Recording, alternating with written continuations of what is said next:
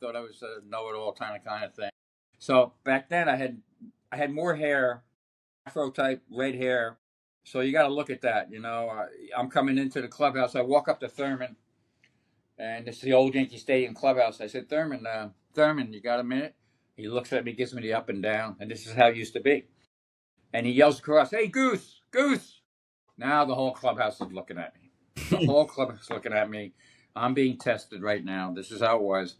And he goes, "Goose, look at this bleeping red-headed leprechaun wanting to ask me a question. This bleeping red-headed leprechaun." And so I stood there. I said, "Okay, we done now?" He goes, "Yeah, what do you need, kid?" And right then and there, I knew, and I followed him right out of 1968, drafted 4th overall. So I knew all about him, but now I knew his personality even more. That's the kind of guy that's the Energizer Bunny that keeps the team going. That's the guy that won't let you lose. That's the guy who'll play on bad knees. And so I saw his whole career, and I'm thinking about all this, and I'm reading, I do my Hall of Fame ballot, and then I get the stories next year on the Hall of Fame, and they're saying Buster Posey's going to be a no-brainer, he's got the best chance if he doesn't get in next year or the year after.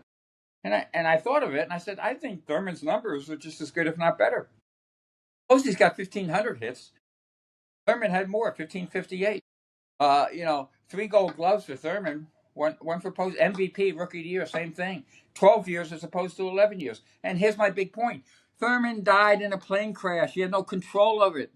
When Clemente died, it was automatic in. Again, his numbers were higher, but so what the hell are these baseball? Now, and Thurman had like an amazing postseason, he was a postseason.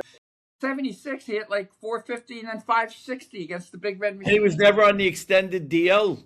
He was never. He played through he did everything, and then he had, if you remember, he had the lightning quick release. So he threw guys out in a different way. Like Goose told me one time when he took his best shot and he sent over a note. Hey, you gave me your best shot before their teammates, and he signed it to White Gorilla.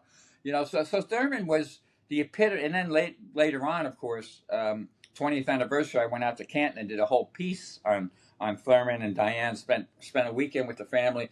Wonderful lady. We went to the gravesite, and I want to make this clear too.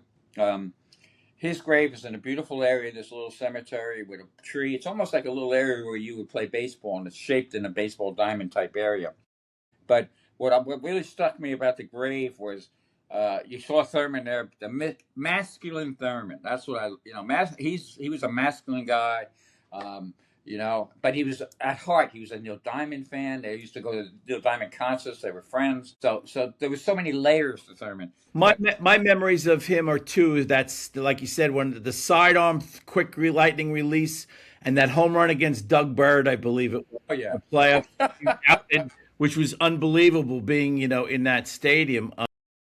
I was in the bleachers when he hit that one. Wow, I was there when Chambliss hit the home run. We were PAL guys who were in the back. That was amazing. So the Yankee legacy is so wonderful. That's the only. If people didn't love the Yankees as much as they wouldn't be so hard on. So my question is, why aren't the Yankees pushing Thurman like I'm pushing Thurman? And so we're standing there on a beautiful day at the cemetery, and I walk around to the back of the monument, and there you see his number, 15. And so Diana had the picture of Thurman on the front engraved, but she made sure to do the back. And I said, "Why did you do the back?"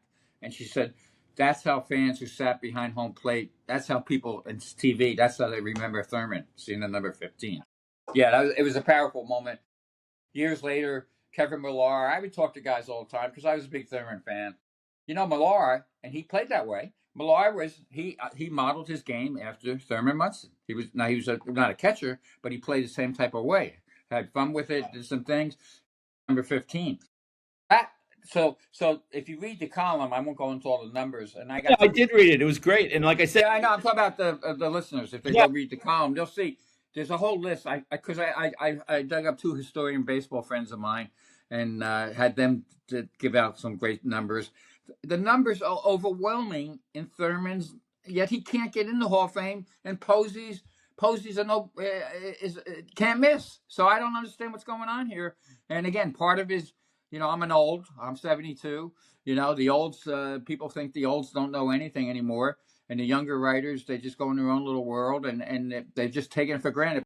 Thurman Munson. And now the next time that classic era committee meets, because that's who he is now, that's the December of 77.